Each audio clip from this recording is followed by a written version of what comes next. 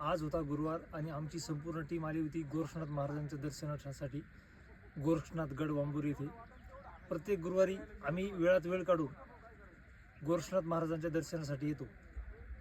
मित्रांनो, जीवन फार अनमोल आहे आणि प्रत्येक क्षणाचा आनंद घ्या शिका। भगवंताच्या दर्शनाच्या निमित्ताने का होईना आज सर्व मित्र एकत्र येतात आणि ह्या धावपळीच्या युगात माणूस आनंद घ्यायचा विसरलाय।